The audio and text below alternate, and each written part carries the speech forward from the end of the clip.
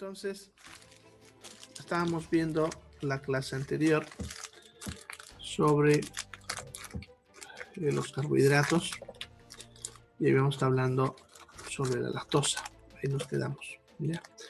Les había mencionado que la lactosa solamente se encontraba en lo que es la leche, ¿ya? Y eso solamente involucra a la leche de vaca, ¿ya?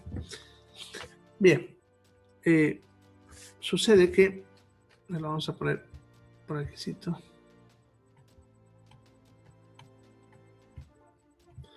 para explicarlo. Y entonces vemos a la lactosa.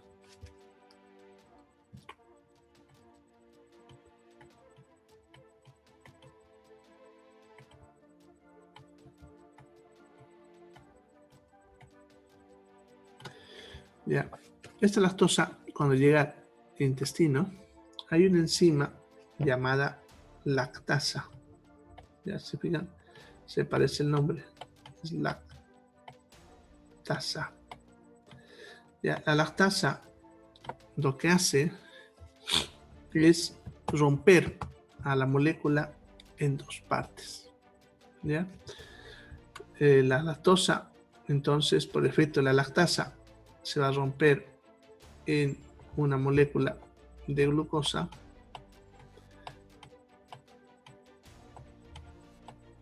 y en una molécula de galactosa.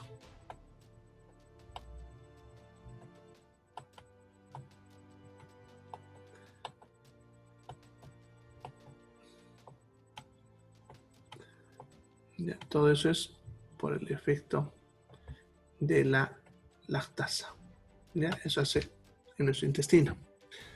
La glucosa va a pasar a la sangre y la galactosa, lo que les conté en la clase anterior, que va a ir todavía al hígado y del hígado se lo va a procesar para que se convierta en glucosa y de ahí recién va a pasar a la sangre. ¿Ya? Bien, ahora hay una enfermedad que me escuché hablar que es la intolerancia a la lactosa. ¿Ya? La intolerancia a la lactosa es una enfermedad en la cual la persona ha perdido la capacidad de producir esa enzima, la lactasa. Eso suele ser uno de nacimiento, ¿no? Entonces, muchas veces las personas nacen sin la capacidad de producir esta enzima, ¿ya? Esa enzima de ahí. Bueno, entonces,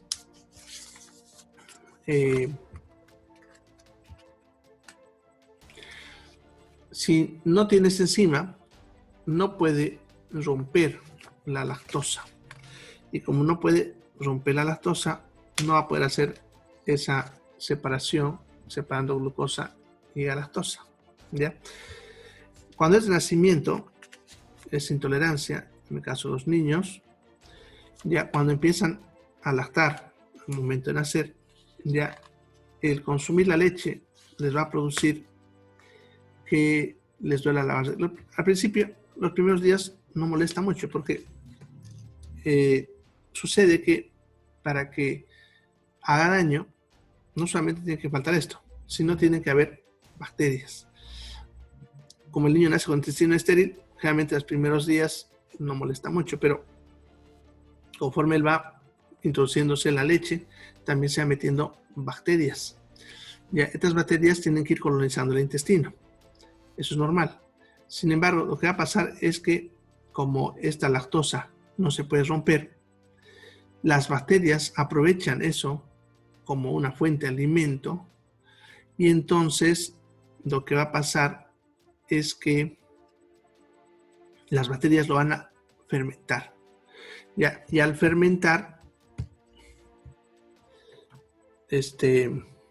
van a empezar a liberar alcoholes y dióxido de carbono.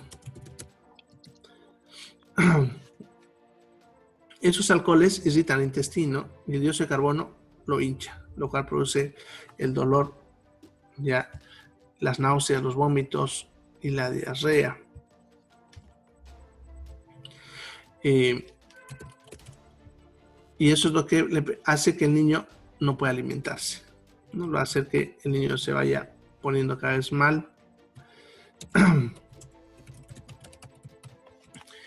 Y por lo tanto se vaya debilitando de a poco hasta que pudiese incluso fallecer. Bueno, antiguamente fallecía.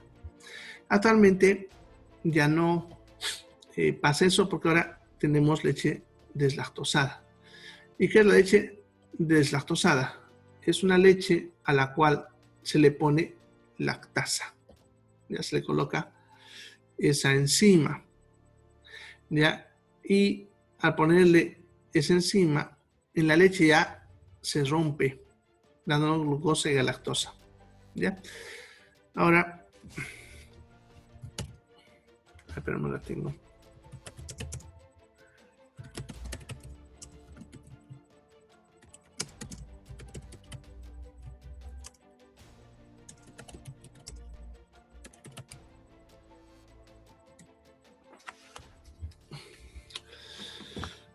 Bien. Entonces, ya, se han probado la leche entera, como la conocemos, la leche común, ya, y han probado la leche deslactosada, van a sentir una diferencia en el sabor, ya. Sucede que la lactosa es un azúcar ligeramente dulce, ya. No sé si ustedes alguna vez han tenido la travesura de comer leche en polvo puro, ¿ya? Si lo han hecho, lo debió percibir. El azúcar en polvo puro es dulzón, ya se siente ese dulzor. Es más, si ustedes ven la leche de en polvo, van a ver los cristales ahí brillando. Entonces, mírenle con atención y van a ver los cristales como si fuese azúcar. Obviamente es azúcar, pero es de esta familia, es la lactosa, ¿ya? Lo vemos así. Cuando está diluido en agua, pierde su dulzor porque esta molécula no es muy dulce como las otras que hemos estado hablando. Sin embargo, la glucosa es más dulce que la lactosa, ¿ya? Por lo tanto, cuando está deslactosada, en otras palabras, a una leche que le hemos puesto lactosa, ya se ha roto, ya no hay lactosa, pero hay los dos componentes, glucosa y galactosa. Y como la glucosa es más dulce que la lactosa, vamos a percibir que es más dulce, ¿ya? Entonces, por eso decía, si alguna vez han probado leche lactosada, la van a sentir más dulcecita que la leche entera, ¿ya? Bien, entonces en los niños pueden tener este problema de nacimiento, y si es de nacimiento, lo va a tener toda la vida.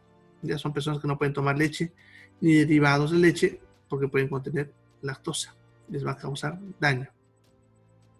Ahora, si se acuerdan cuando hablamos de proteínas, habíamos hablado de las proteínas como la elastina, si se acuerdan, que era una proteína, habíamos dicho que conforme van pasando los años, cada vez producimos menos, ¿ya? Como producimos cada vez menos,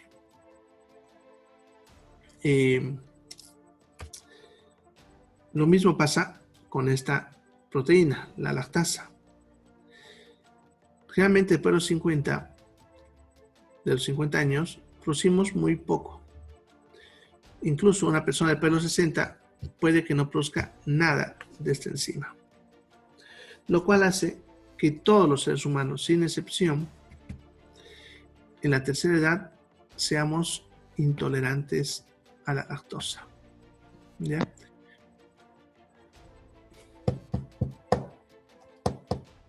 Bien, por lo tanto, un adulto de la tercera edad no puede tomar leche entera.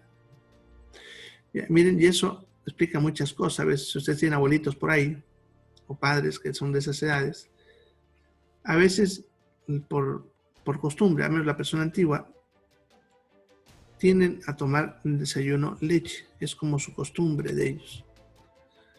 ¿Ya? Entonces, toman su leche en la mañana y como ellas son intolerantes, están todo el día indigestos. No quieren almorzar, no quieren cenar.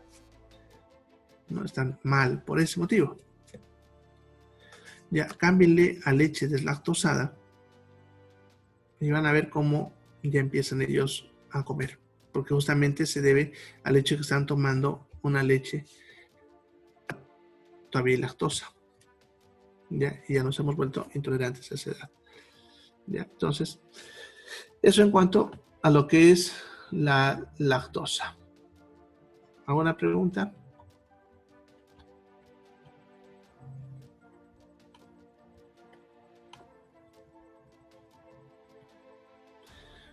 Bien, la última de esta familia.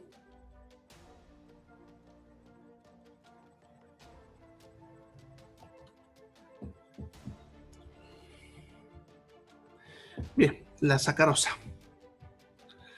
La sacarosa es la molécula que le decimos azúcar. Es el azúcar común que ustedes conocen, el azúcar de caña. Este es la sacarosa. Entonces ya saben que su nombre es sacarosa. Esta molécula está formada por una glucosa y una fructosa, por la combinación de esas dos moléculas. Se encuentra casi en todos los vegetales, lechugas y otros se encuentra, pero en cantidades tan pequeñitas que ni los percibimos. En las que percibimos serían en estas que mencioné ahí, la caña de azúcar, la remolacha y la zanahoria. ¿Ya? Y bueno, y la caña de azúcar es famosa por esto justamente, porque tiene gran cantidad de esta molécula. Y de ahí nosotros es donde extraemos el azúcar común. ¿Ya? Bien. En cuanto a esta molécula, vamos a ver un poquito de su extracción. ¿Ya? ¿Cómo se extrae? Yo creo que aquí todos, por lo menos, han debido comer caña alguna vez en su vida. ¿Ya?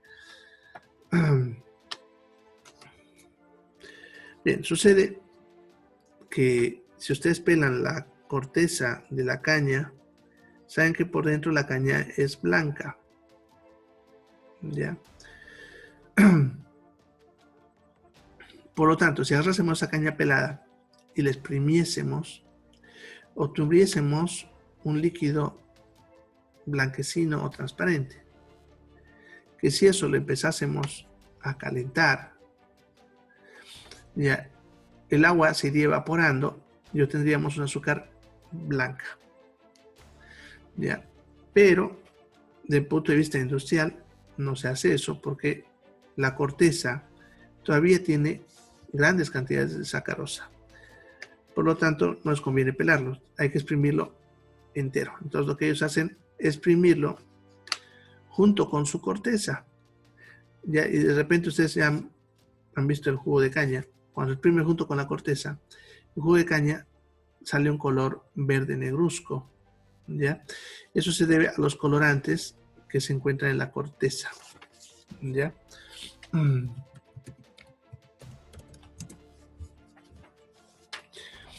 Bien, entonces por eso el azúcar de caña es de ese color, pero son los colorantes. Si yo hago lo mismo, lo empiezo a calentar y eso de repente empieza a hervir. Ya, el agua se va a ir evaporando y va a obtener al fondo una borra que se llama chancaca, la famosa chancaca. ¿Ya? Y si se saca esa chancaca, eso ya se lo puede hacer secar un poco más, se lo muele y obtendríamos azúcar morena. ¿Ya? Al medio va quedando un líquido que es la famosa miel de caña, que se puede seguir todavía calentando hasta que se evapore todo y se convierta también en chancaca. Y encima se forma una espuma que es la famosa jalea, los que han ido al menos a Cotoca alguna vez. Ya, no en Cotoca ustedes saben que le ven la jalea, es simplemente la espuma de lo que está hirviendo esto. Si eso lo hacen secar, también tendrían azúcar morena. Y como que si alguna vez se han olvidado de su jalea, han de pillar que se ha azucarado, ¿no? Se azúcar morena. Bien, entonces de ahí sacamos azúcar morena. De ese proceso de hacer hervir la miel de caña, perdón, el jugo de caña, y lo único que hacemos en realidad es sacarle el agua.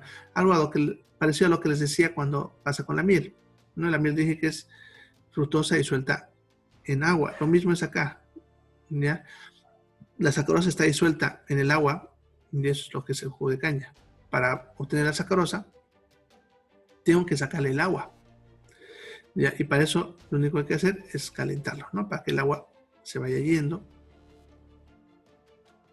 Y así obtendríamos azúcar morena, ¿ya? Ahora,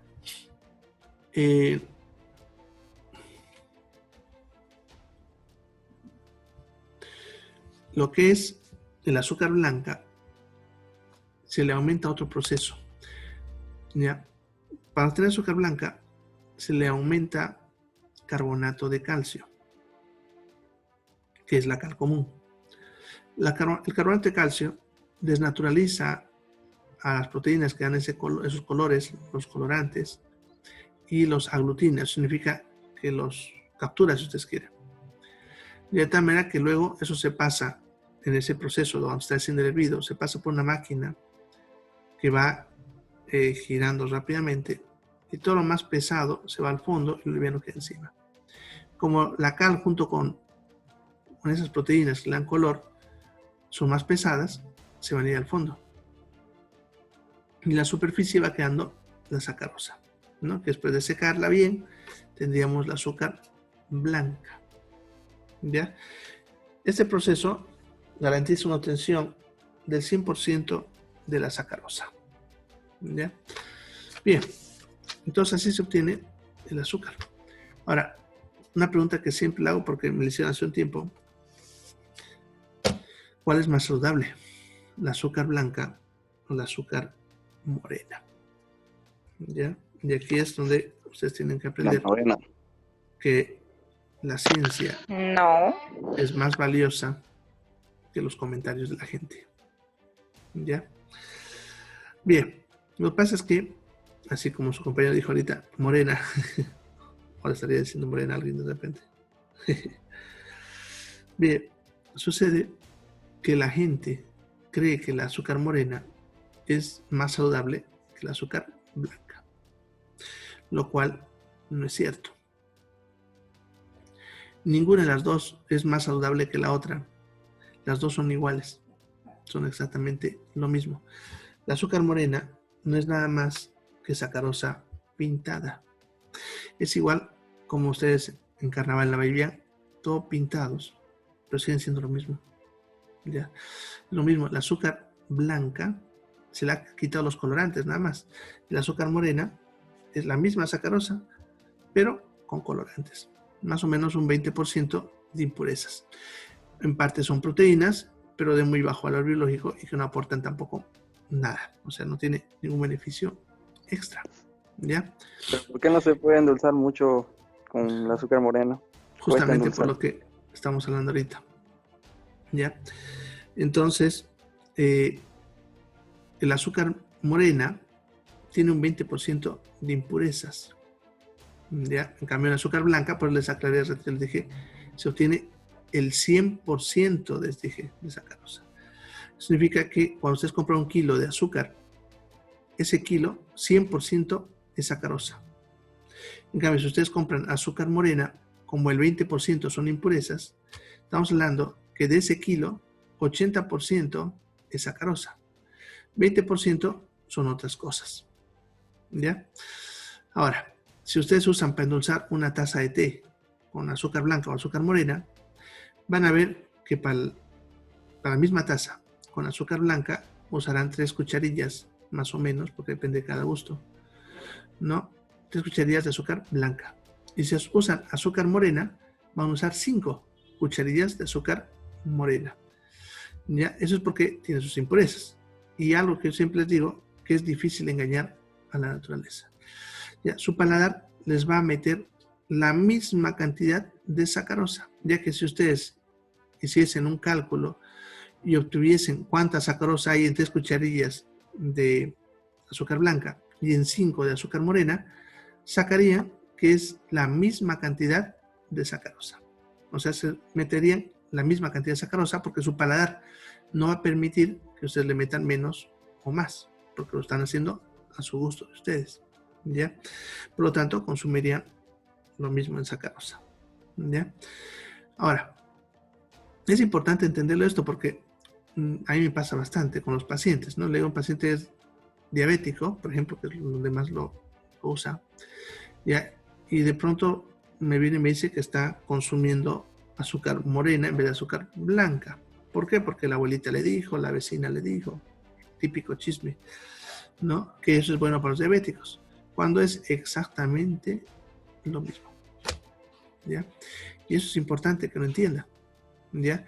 No hay ninguna ventaja de ser más saludable el azúcar morena o la blanca. Ahora, cuando yo explico esto, muchos me salen con el hecho de los químicos, ¿ya? Y ahí me habla de lo que justamente les dije, que es el carbonato de calcio, la cal, ¿ya? Antiguamente, para hacer este mismo proceso, se usaba azufre, no se usaba cal. Y cuando se hacía eso con azufre, se obtenían unas sustancias que eran sulfitos, y eso sí, eran tóxicos.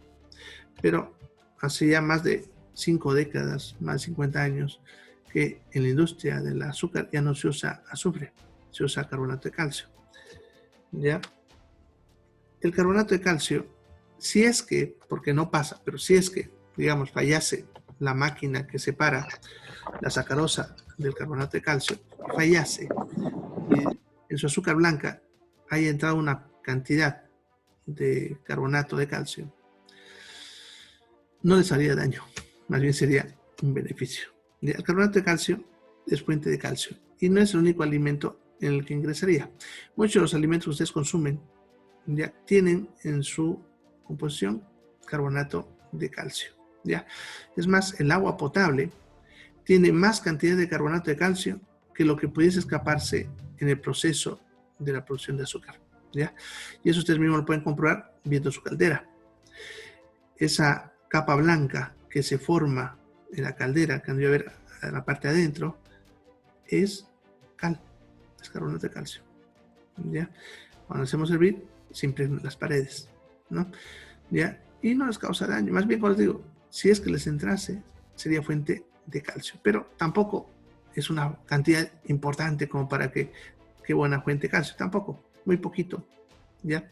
Además que si pasase algo de carbonato de calcio al azúcar, ustedes lo sentirían, se darían cuenta, ¿ya? No lo consumirían, ¿no? Porque tiene un sabor bastante feito. Pero, como les digo, eso no pasa. Así que el azúcar blanca es lo mismo que el azúcar morena. Su desventaja del azúcar morena principalmente es el costo, porque le sale más caro. Se dan cuenta, es una mitad, es un azúcar a mitad de proceso. Es como si les vendiesen una mesa que todavía no está terminada, incompleta, algo le falta. Ustedes no pagarían más caro por una mesa que está a mitad de trabajo. Obviamente, tendrían que pagarla cuando está terminada o pagar menos. Lo mismo es acá. Pero, sin embargo, el azúcar morena se las venden más cara que el azúcar blanca, cuando debería ser un 20% más barato, porque se dan cuenta, ustedes están perdiendo un 20% de sacarosa, ¿ya? Su ventaja principal del azúcar morena es su gusto, el saborcito que tiene, que, bueno, a algunos les gusta, ¿no? A mí, por ejemplo, me gusta en mi café, ¿no? El saborcito de la caña le da un gusto especial. No lo consumo porque sea más saludable, no, simplemente por el gusto. Y los que saben de picante saben que para hacer un buen picante hay que ponerle una pizca de azúcar morena. Bueno, eso para que vean entonces la sacarosa. Así sería con la azúcar morena. Yo sé que, a pesar que yo lo enseño, y está en los libros, y es ciencia, yo no sé por qué la gente a veces estudia, pero no agarran lo que estudian, ¿no? Salen de profesionales y enseñan lo que dice la vecina, lo que dice la abuela, ¿no? Y no lo que aprendieron en la facultad, porque yo me he topado con colegas que, a pesar que han aprendido esto conmigo, siguen insistiendo y le dicen a la gente, ¿por qué? Porque la gente habla así. Se olvidan de la parte profesional. Y sé que algunos de ustedes, a pesar de esto, se van a olvidar.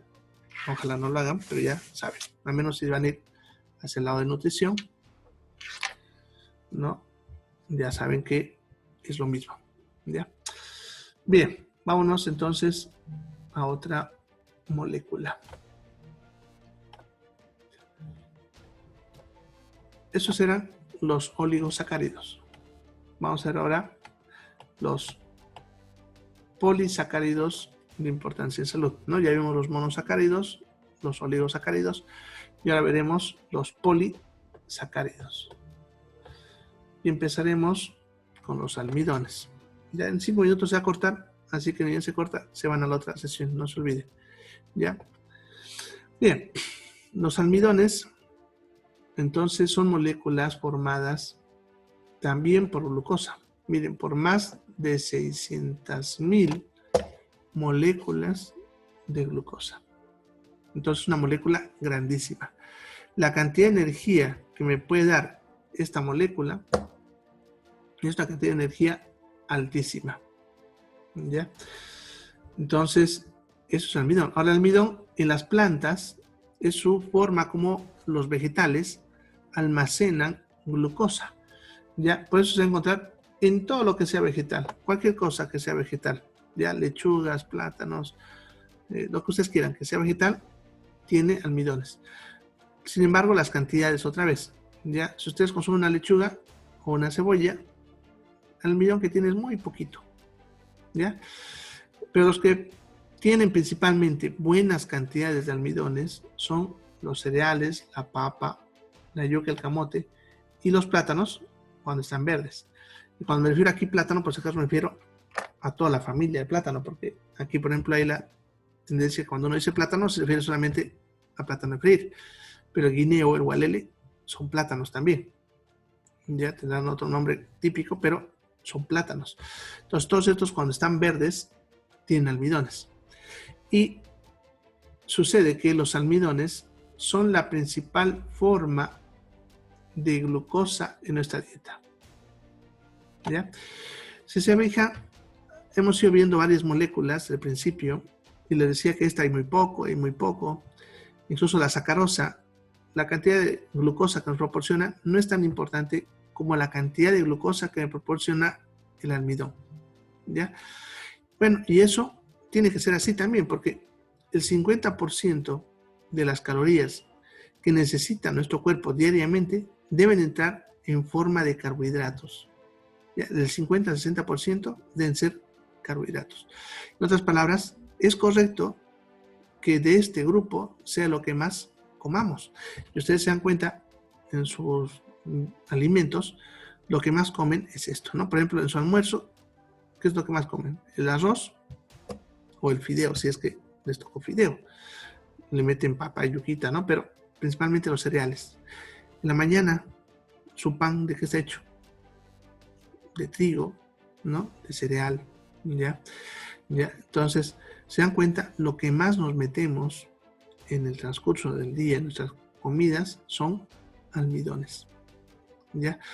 Y, como les digo, no está mal. Así tiene que ser, porque prácticamente el 50-60% de las calorías que yo necesito, tengo que meterla en forma de carbohidratos. Y si sacamos cuentas con todo lo que hemos visto, por ejemplo, 3 cucharillas de azúcar en una taza de té, es muy poquito para lo que el cuerpo necesita, ¿ya? Pero su platito de arroz, con su papita, ya le da la cantidad de glucosa que el cuerpo necesita. Ya por eso les aclara que es la principal fuente de glucosa. Aunque hay otras que estamos viendo, que ya hemos visto y que vamos a ir viendo todavía, ya, pero esta es la más importante. Y ustedes analizan su comida, se dan cuenta que sí, es lo que más comen, ¿ya? Bueno, las plantas, es como decía, lo usan las plantas para almacenar glucosa ellos, ¿no? Y nosotros aprovechamos eso y lo sacamos. Ahora, si bien es la molécula que más nos va a proporcionar y es importante que la consumamos, también es la molécula que más tenemos que cuidar, ya que si consumimos mucho de esto, nos va a proporcionar mucha energía. ¿Y se acuerdan lo que les hablé cuando hablamos de la maltosa? Les dije que si nos metemos mucha energía, el cuerpo no la desperdicia, la va a convertir en grasa. En otras palabras, nos va a aumentar de peso. Y esta es la principal molécula que nos engorda, más que las grasas en sí, como mucha gente cree. Ya, si ustedes se comen 3 o 4 panes a la mañana, al mediodía 2 platos de majadito, en la tarde su cuñapé con sus masitas, ¿no ve? Y en la noche otra vez otro plato de arroz. Entonces, cantidad de almidón te va a meter un montón de glucosa Y eso es un montón de energía. El cuerpo no la desperdicia, la convierte en grasa. Entonces, engordamos. Esta es la molécula que más hay que cuidar cuando una persona sube de peso y quiere controlar su peso. No se la puede quitar, pues están viendo que es importante, pero se tiene que reducir su consumo si quiero controlar el peso. Y en un paciente diabético, mucho más importante aún, porque se dan cuenta, si un paciente su glucosa no se puede controlar, es porque de repente se está metiendo mucha cantidad de almidones, está comiendo muchos arroces, muchas papas, etc. ¿Ya?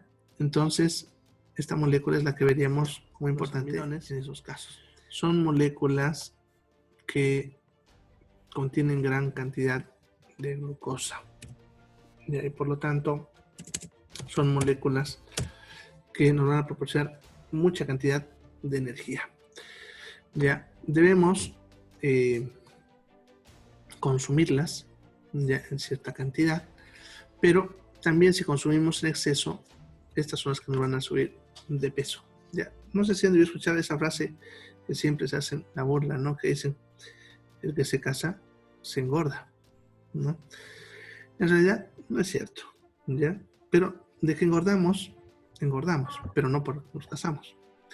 Sino después de los 20 años, o incluso algunos un poquito más antes, dependiendo de qué edad termina nuestra adolescencia, porque es variable, ya vamos a ir subiendo de peso. ¿Pero por qué? Simplemente por costumbre. Sucede que cuando somos niños comemos bastante y cuando somos adolescentes mucho más. Ya van a ir un muchacho, pero si es hombre, que tiene alto consumo energético, les va a comer un montón, 4 panes, 6 panes, no se come una gran cantidad de esto. ¿Por qué? Porque en esa edad el consumo energético del cuerpo es elevadísimo. Ya consumimos bastante, aún sin hacer nada, ya que nuestro cuerpo en esa etapa de la vida tiene un alto consumo energético. Cuando la adolescencia termina, nuestro consumo energético baja, ya, y por lo tanto deberíamos comer menos, pero ese es el problema, que comemos lo mismo, ya. Si un adulto de un tamaño y peso estándar, estamos hablando de un adulto más o menos de 70 kilos, ya que esté pesando, pero un adulto, claro, de 70 kilos, que esté con una talla más o menos de 1,60 a 70, ¿ya? Esa persona al día debería comerse apenas en la mañana un pan, al mediodía su almuercito, modesto con un solo plato, en la tarde un tecito con un pancito, y una cena quería ser apenas como la mitad de su almuerzo. Y eso que incluso para algunos eso es mucho. Con eso bastaría, ¿ya? Pero la mayoría tira 2 panes en la mañana, con mínimo, sus platos al mediodía, con su sopa segundo y todo, ¿ya? Y por eso vamos aumentando, de a poquitito, no nos damos cuenta, pero vamos a ir subiendo de 10 gramos, 10 gramos, ya que eso es poco, pero en años eso se va incrementando. Ya personas que las personas cuando están cerca de los 30, es muy difícil encontrar a alguien flaquito. ¿Ya? ¿De qué hay? Obviamente, porque depende también de otras cosas que vamos a ir viendo más adelante. Pero se debe al hecho de que siguen comiendo grandes cantidades de almidones, que es lo que debemos reducir. ¿Ya? Bueno, y en un diabético, ya saben también, para el diabético controlar esto, le vamos a unas reglas que varían dependiendo de la conducta del paciente y si el paciente cumple o no cumple, ¿ya? Una regla que actualmente manejamos con los pacientes diabéticos es que ya no se debe prohibir nada, ¿ya? Porque antiguamente al diabético le prohíbas de todo, ¿no? Entonces, no comas esto, no comas lo otro, ¿ya? Y el diabético de por sí es hambriento y su psicología se modificaba y comía más, ¿no? Bien, entonces no se prohíbe, pero lo que tiene que hacer el diabético es que debe reducir el consumo de ciertas cosas. Y lo que más debe reducir es esto. Una de las primeras reglas que le decimos es que no puede comer en un mismo plato 2 alimentos de este mismo grupo. ¿Y qué significa eso? Que no puede tener en un mismo plato ese día arroz y papa. No puede, ¿ya? Lo que puede hacer, si quiere ese día comer papa, o si quiere ese día comer arroz, pero no los juntos. Lo mismo arroz y fideo, no puede junto. Decide cuál de los dos va a comer ese día. Es la primera regla. La segunda regla es cómo dividimos el plato. Para una persona sana, normalmente recomendamos que la mitad del plato sean cereales, no papa, o sea, este grupo que estamos viendo aquí, los almidones. Ya puede ser la mitad de su plato que sea arroz, papa o fideo. Ya. Cuarta parte del plato, fuente de proteínas, carnes, ¿no? Carne, huevo, la cuarta parte. Y la cuarta parte del plato que sea fuente de vitaminas y fibra vegetal, que ahorita vamos a hablar de eso también. ¿Ya? En otras palabras, ensalada. Entonces, un cuarto plato de ensalada, cuarto plato de carnes y mitad de plato de este grupo de acá. ¿Ya? Eso es para una persona sana. Para una persona diabética, debemos reducir este grupo. Lo vamos a reducir a 1/3. Y en algunos incluso puede que lo reduzcamos a 1/4, ¿no? Eso dependiendo del control. Reducimos a 1/3. Ya el sobrante que quedaría lo vamos a aumentar a la ensalada. Ya la parte de carnes no se modifica, sigue siendo cuarto plato. Ya, entonces le quitamos almidones y le aumentamos fibras, que serían las ensaladas, ¿no? Entonces, eso reduce el consumo de carbohidratos y tendría que ayudarme a controlar la glucosa. En caso de que no funcione, lo vamos a bajar 1/4 y le aumentamos a la ensalada. Así se juega con un diabético. No se quita así por si acaso. Ya lo debe consumir, pero vamos reduciendo la cantidad. Bien, ¿alguna pregunta sobre los almidones? ¿Preguntas? Que es donde normalmente más preguntan.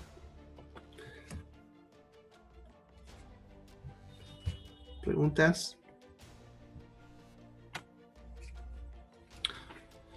Bueno, entonces yo creo que lo han entendido. Con gastritis no habría problema con estas moléculas porque eso no afectaría a la gastritis. ¿Ya? Coma más o coma menos, no se la mejoraría, tampoco se la empeoraría. ¿Ya? Lo que se reduce en un paciente con gastritis son proteínas, ¿ya? O sea, carnes. No se quita, se reduce, porque las proteínas estimulan la producción de ácido. ¿Se acuerdan lo que hablamos cuando hablamos de proteínas, del colágeno? ¿Se acuerdan? Les había hablado que el estómago producía ácido gástrico dependiendo del tipo de proteína, ¿ya? Y cuanto más dura la proteína, más ácido produce. ¿Ya? Entonces, una persona con gastritis, si le damos carnes duras, ya carnes rojas, ¿no? De vaca, va a producir más ácido y obviamente le va a producir un malestar, ¿no? Mientras está curando. ¿Ya? Entonces, a ellos deberíamos reducirle el consumo de carnes y mejor si es una blanda, pescado, pollo, ya, o incluso el huevo, ya, para facilitar que el estómago no produzca tanto ácido, ¿no? Eso ayudaría, ya, en cuanto al efecto de lo que estamos viendo. Ahora, la papaya tiene una molécula que ayuda a bloquear el ácido. Entonces, también se recomienda consumo de papaya. Pero eso ya nada tiene que ver ni con carbohidratos ni proteínas. Simplemente es otra molécula que ayuda en este proceso. Además, la papaya, interesantemente, tiene una enzima, una proteína, que se llama justamente papaína, que es una proteína que ayuda a desnaturalizar a la proteína. Ya, no sé si alguna vez ustedes han usado papaya como ablandador de carne. ¿Ya? Si ustedes dejan papaya rallada encima de la carne y se olvida, van a ver que se hace como polvo, lo deshace. ¿Ya? Entonces, esa es una propiedad de esta sustancia que hay en la papaya. Si la persona que está con gastritis consume papaya, le va a ayudar a digerir las carnes, haciendo que no necesite tanto ácido. ¿Ya? Es una ventaja. ¿Ya? Bien, eso para los que tengan gastritis. Bien, ¿alguna otra pregunta? Bueno, vamos a ver esta otra molécula que sería el glucógeno. ¿Quieren preguntar algo? Sí, sobre la papaya. ¿Es bueno también comer la papaya con miel para Sí. los que tienen gastritis? Sí, ayuda bastante.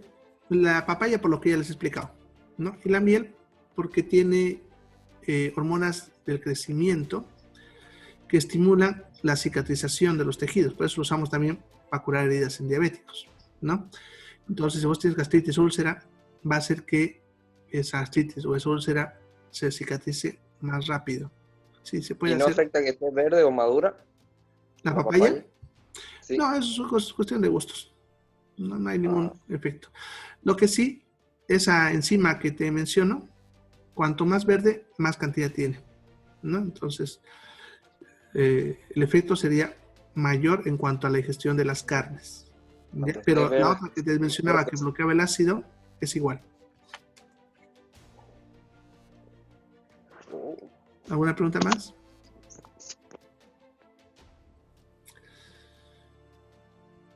Bien, entonces, el glucógeno. ¿Ya? Bien, esta molécula es también formada por glucosas. Ya, como ven, es una molécula también formada por glucosas. Menos cantidad que el almidón. El almidón eran 600.000, aquí son 100.000. Pero igual es una gran cantidad.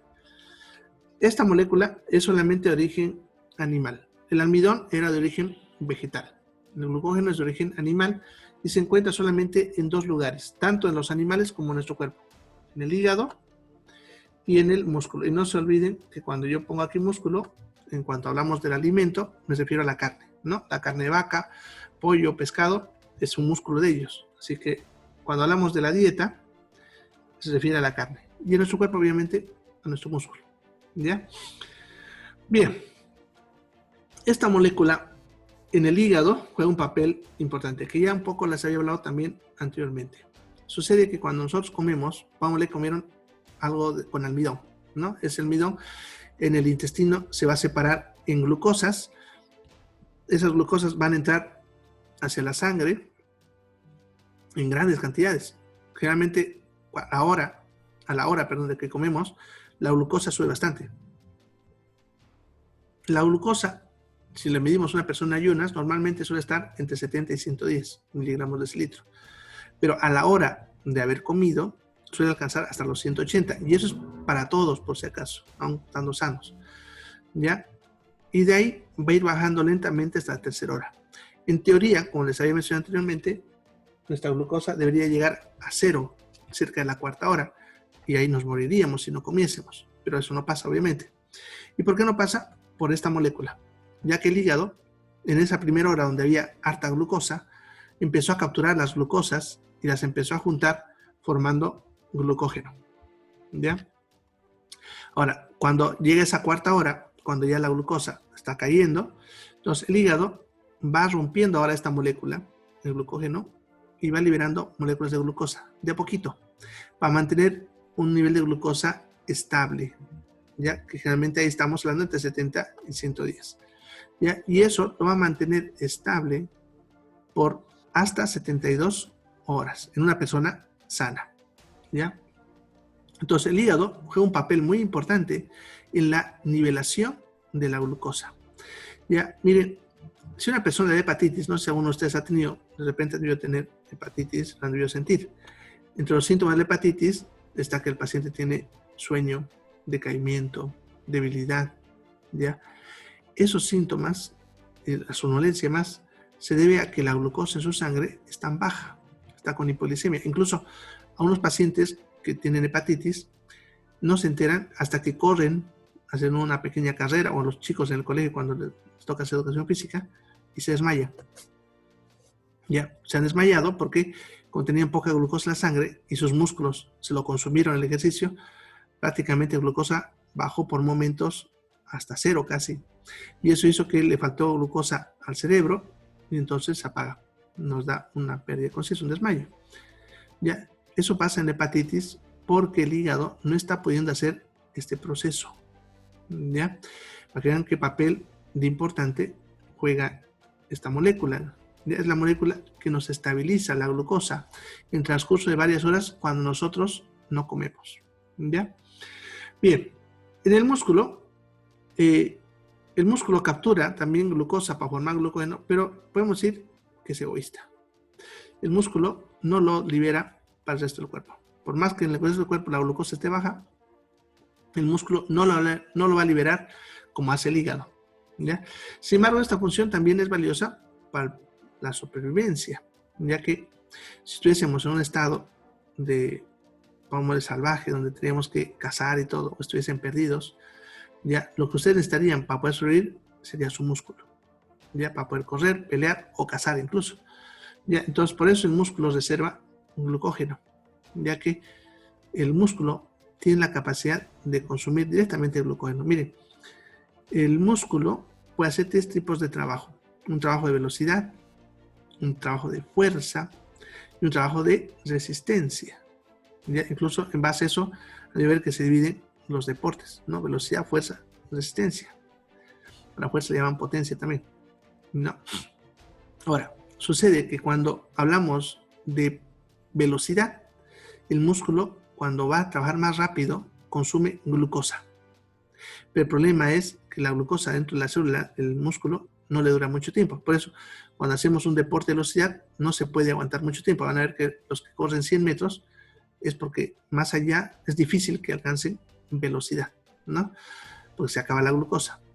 Ya luego, el músculo, cuando necesita gastar de golpe harta energía, que eso es cuando hacemos potencia, cuando hacemos fuerza, usa glucógeno, ya que el músculo puede consumir directamente glucógeno sin necesidad de estar separándolo en moléculas de glucosa. ¿Ya? Entonces puede quemarlo directo si ustedes quieren. Y al hacer eso, se metería gran cantidad de energía de golpe, y eso le da fuerza al músculo. Y cuando es resistencia, ya usa la grasa. ¿Ya? Entonces, por eso que depende del tipo de deporte, también necesitan tener diferentes tipos de fuentes de energía. ¿Ya? Bueno, entonces eso sería en el músculo.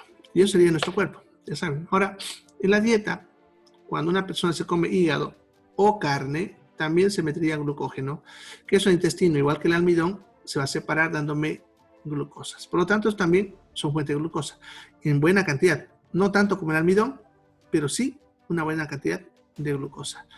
¿Ya? Ahora, por lo tanto, un diabético también debe controlar la carne. Ya, y aquí está el detalle. Sí, debe controlar. Ya les he dicho, no se quita ningún grupo, así que debe comer carne, pero no puede comer más de lo que es una porción normal. Ya, un bife, que es más o menos entre 75 y 100 gramos, es lo que debe consumir normalmente una persona diariamente, y es lo mismo que debe consumir un diabético. No puede consumir más que eso, y eso también hay que aclarárselo al diabético, ¿ya?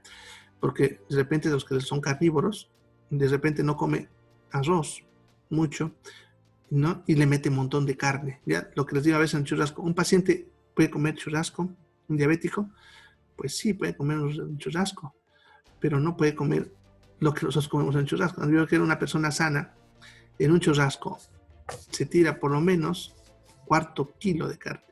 Y les digo, por lo menos, porque hay unos que comen mucho más, ¿ya? Un cuarto kilo de carne son 250 gramos, son más o menos como 2 porciones y media a 3 porciones normales, ¿ya? Un diabético entonces puede comer su churrasco, pero no puede comerse esa cantidad. Tiene que comer la cantidad que habitualmente comía todos los días, ¿ya? Incluso en algunos pacientes, cuando ya están con problemas renales, incluso le vamos a reducir un poco la carne. Ya no tanto por este problema, sino porque también los diabéticos tienen falla renal, tenemos que reducirles también la proteína. Eso vamos a ver cuando veamos más adelante el metabolismo, ¿ya? Pero bueno, de todas maneras, eso sería esta molécula. ¿Alguna pregunta sobre esta molécula? ¿Preguntas?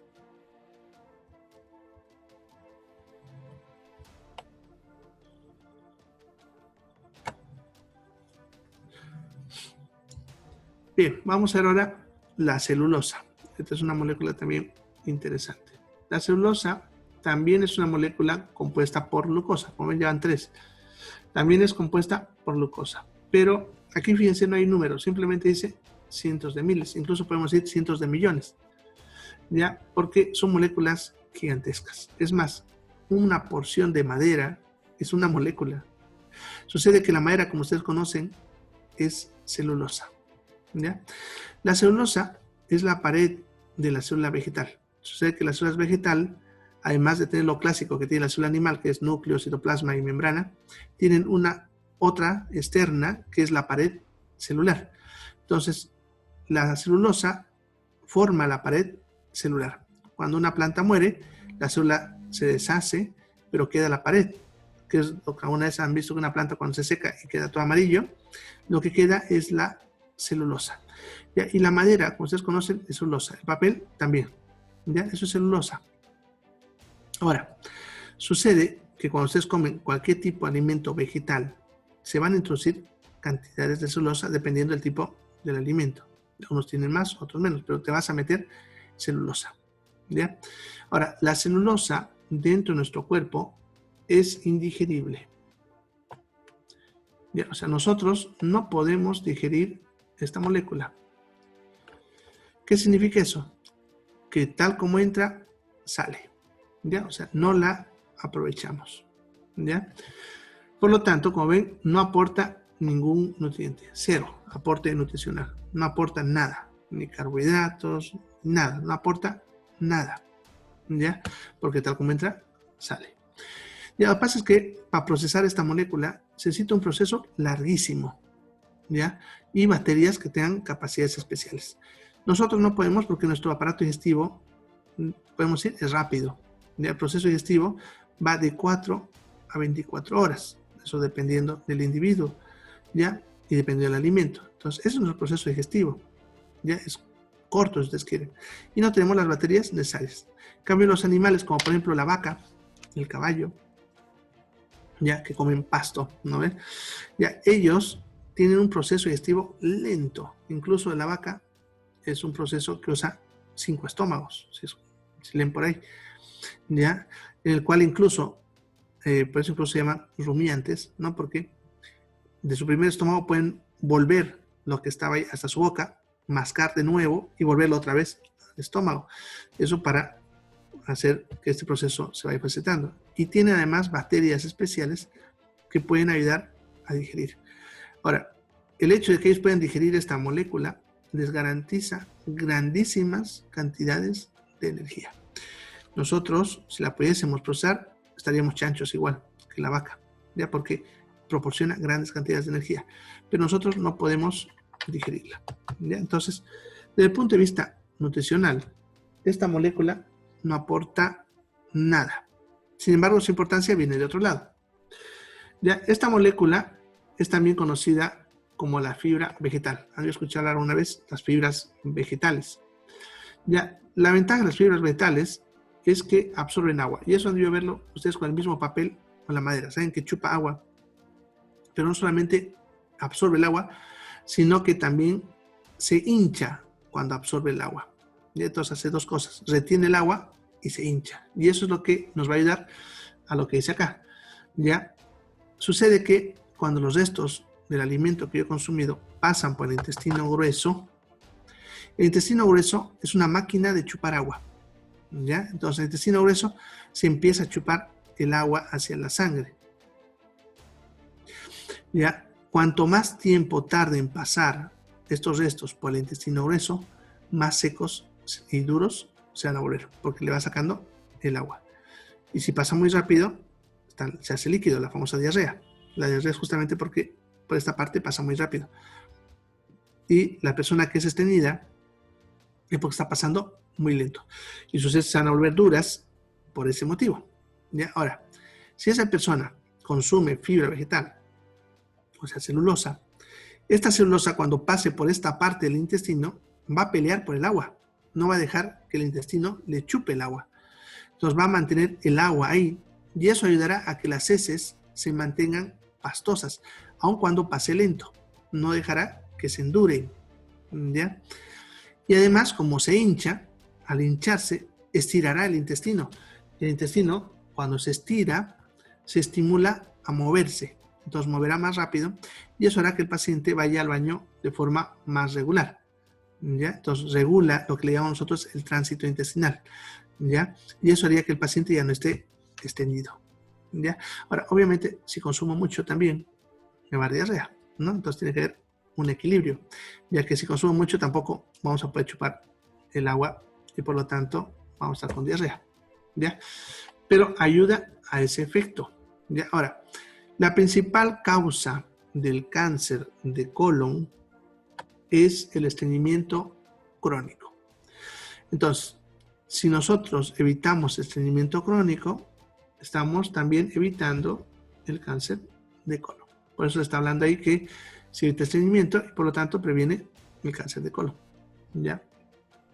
Bueno, entonces, así nos beneficia esta molécula. ¿Ya? Ahora, ¿dónde se encuentra? ¿Ya? Como decía, en todo lo que es vegetal, pero como siempre, en algunos más, otros menos, ¿no? ¿Dónde se encuentra más? En las hojas. Por eso son importantes las ensaladas, y por eso cuando decía las ensaladas, decía fibra vegetal. Todas las hojas, lechuga, espinaca, acelga, repollo, brócoli, contienen celulosa en buenas cantidades. Las cáscaras de algunas frutas, ¿ya? O semillas. Aquí estaríamos hablando, por ejemplo, cuando comen la manzana con su cáscara. Ya están viendo por qué es buena la cáscara de la manzana. Algunos lo pelan, pero están perdiendo esto. Simplemente lávenlo y es útil. ¿Ya? De lo que se pueda comer con cáscara. Ustedes saben que también no todo se va a poder montar con cáscara, ¿no? Pero aquí también involucra a las semillas. ¿Hay semillas que comen con cáscaras? Claro que sí. Por ejemplo, los frijoles, la lenteja, su cascarita que la comen. ¿Ya? Entonces les va a proporcionar esto. Consumir las legumbres les va a proporcionar buena cantidad de celulosa. ¿Ya? En cuanto a los cereales, nosotros estamos acostumbrados a consumir cereal pelado. ¿Ya? Si bien un arroz blanco tiene celulosa, tiene muy poquita celulosa, porque la mayor parte de la celulosa que se encuentra en un cereal está en su cáscara. Sucede que el cereal tiene dos cáscaras, una que le llamamos cutícula, que es delgadita, y otra que se va a llamar chala, ¿no? La más gruesa. La chala generalmente es la que se hace en el primer pelado, se saca ahí y queda el cereal con la cascarilla más delgadita, que es la cutícula. A eso se le conoce como cereal integral. Esos son los integrales. Entonces, un cereal integral es un cereal en realidad mal pelado, que no se le ha pelado esta capa. Ya para convertirse en cereal blanco hay que pelarlo, ¿no? Entonces, un arroz blanco es un arroz a que se le ha sacado sus dos cáscaras. Por lo tanto, la celulosa es muy escasa. En cambio, si ustedes consumen cereal integral, se proporcionarían grandes cantidades de celulosa, ¿ya?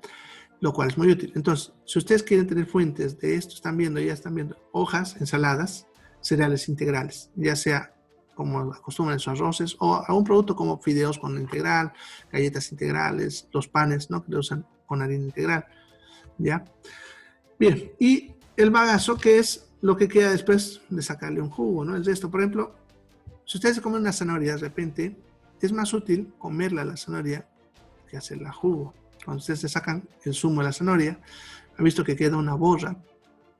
Esa borra es la celulosa, ¿no? Entonces, si quieren tomar el jugo y esa borra, úsenla de repente para hacer arroz, una sopa, ¿ya? Para no perder esa celulosa, ¿ya? En una naranja, por ejemplo, yo siempre me canso de decir, la naranja es mejor comerla que hacerla jugo, ya que en esas bolsitas que tiene por dentro, así como con la mandarina, les va a proporcionar celulosa, ¿ya? Entonces, comer mandarina, por ejemplo, como han comido muchos, obviamente les va a dar celulosa. En cuanto a la manga, por ejemplo, la manga es mejor comerla que chuparla, ¿ya?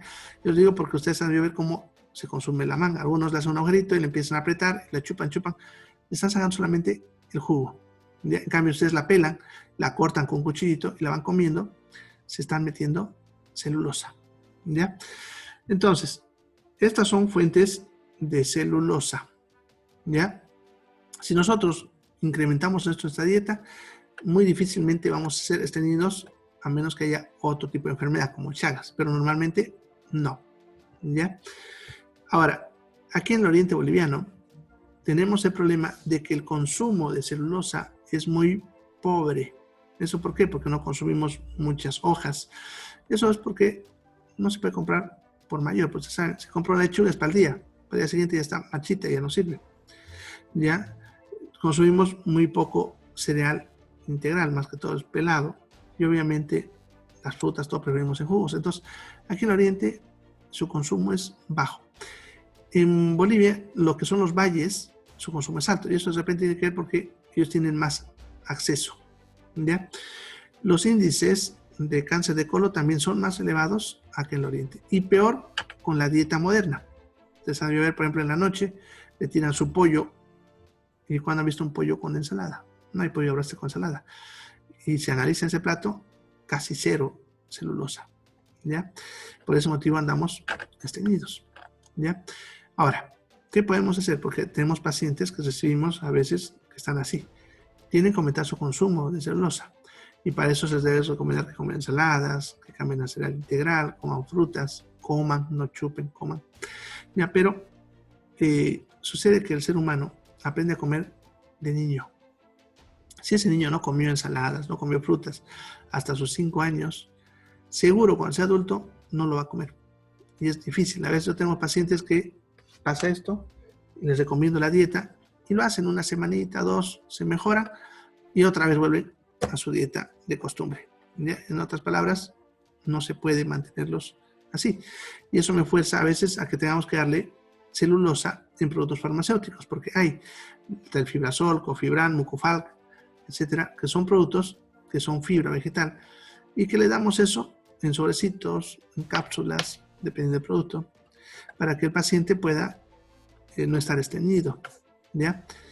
Pero también eso tiene un costo. Por ejemplo, un sobrecito de Cofibran suele estar valiendo 12 pesos y a veces necesitan 2 o 3 dependiendo del paciente. Estamos hablando por lo menos, pongámosle, de 36 bolivianos al día. Ustedes solamente saquen cuenta cuánto sale al mes, casi 1.000 bolivianos. Ya muchas personas no van a tener la economía para poder hacer esto. Entonces cuesta hacerles entender que tienen que comer esto. Ya, ahora, lo que yo hago, por ejemplo, es un poquito mezclar lo natural con lo médico, ¿no? Entonces, cuando tengo pacientes así y no quieren lo de la ensalada porque ya se cansaron, no es su costumbre, y les sale caro comprar productos farmacéuticos, entonces les receto salvado de trigo. ¿Ya? El salvado de trigo, que es la cascarilla que se le pela al trigo, la que les mencionaba, la cutícula, con restos de trigo, de ahí el nombre de salvado. ¿Ya? El salvado de trigo contiene gran cantidad de fibra. ¿Ya? Entonces lo pueden comprar en cualquier lugar donde venden harinas. ¿Ya? Y dependiendo de la temporada varían su precio desde 2 pesos hasta 15. Eso dependiendo de la temporada. A veces más caro, a veces más barato. ¿Ya? Pero aún así es económico, porque 1 kilito te alcanza para mucho. Ya yo les indico que empiecen con media cuchara. Suelten un vaso de agua, refresco, yogur, lo que sea. Ya que lo tomen seguido de otro vaso de agua, porque no se olviden que chupa agua. Si funciona con eso, que mantenga. Si no, pongámosle que no le hace ir al baño, lo aumentamos de a cuarto en cuarto, ¿no? De media cuchara a 3/4 de cuchara, de una cuchara y cuarto, así, hasta que le funcione como él quiere. Y si le produce diarrea, lo bajamos, nos reducimos hasta encontrar el punto para esa persona. ¿Ya? Eso me ayuda a que eviten ese problema. ¿Ya? Pero también tiene otra ventaja. Como se hincha, si una persona lo consumiese antes de las comidas mayores, estamos hablando antes del almuerzo, por ejemplo, 1 hora, a las 11, 11:30, se hincharía en el estómago y eso haría que esa persona coma menos. Por lo tanto, me ayuda también al control de peso. Por eso, ver que cuando se hacen dietas en pacientes que tienen sobrepeso, les dan integrales. Es porque esto se hincha y hace que uno sienta llenura más rápido y así no come tanto. Y entonces ayuda. Hay que encontrar un punto de equilibrio en el cual no te produce diarrea, pero te hace sentir lleno. ¿Ya? Eso es un jueguito que para cada individuo es diferente. ¿Ya? Bueno, eso sería entonces la celulosa. Bueno, y como ya está acabando el tiempo, ahí queríamos. Chao, chao, se cuiden.